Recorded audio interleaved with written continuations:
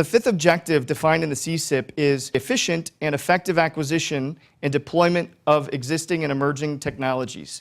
I think a really good ongoing example of a program that sought to effect change in this area is really CDM, continuous diagnostics mitigation.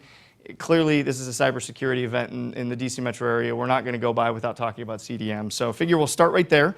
From a consumer and an observer's or an observer's perspective, in your opinion, how has the program impacted our nation's cyber postures?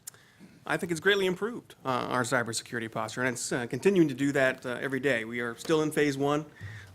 Phase 2 is coming out in August, I believe, and there's going to be a phase 3 and a phase 4. So I think the spirit of CDM at its heart truly is going to improve drastically the cybersecurity posture of our infrastructures.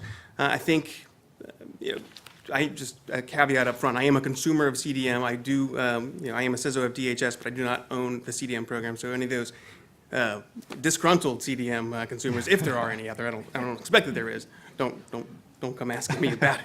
I actually do know a couple people here that do, though, and I can certainly point you in the right direction. But I think, back to your question, Chris, no, I think it has done some drastic good in this space, and it's going to get even better. It's 2.5 years now CDM was awarded. We are realizing about 40% in savings. And when you look at the collective amount of money we're talking about here, 40% is a massive amount of money that we are saving the federal government all in all. So back to the CSIP objective of creating, getting more efficient acquisition, I think CDM by all means has accomplished that. So, Mr. Wong, I may transition the question to you just a little bit differently. Based upon our preliminary call or our prep call here, I thought you might have some interesting perspective on what can or should be done to drive more participation or even improve upon the program.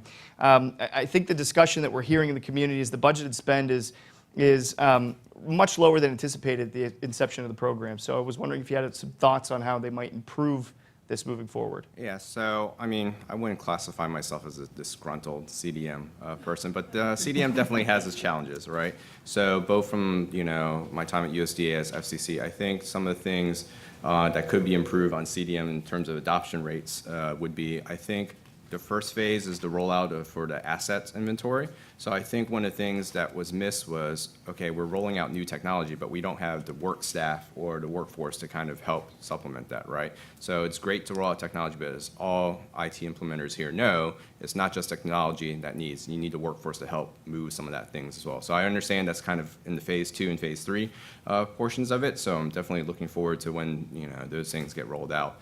As well. And also, I think another issue I have with CDM is I understand the need to, get even with the groupings in terms of classifying agencies as much as possible in terms of the like business, but it's hard to have solutions that that functions across the whole enterprise, right? So you're putting together a lot of different, even within USDA, right? Within USDA, even though it's agriculture, there's many different aspects of USDA, right? So for example, there's a food nutrition service for food stamps, but there's the Forest Service folks, there's research in terms of agriculture research. There's so much spectrum within that. So it's hard to do a one size fits all. And then also in terms of some of the already existing legacy security applications in terms of helping with that conversion of those legacy systems over to the new CDM.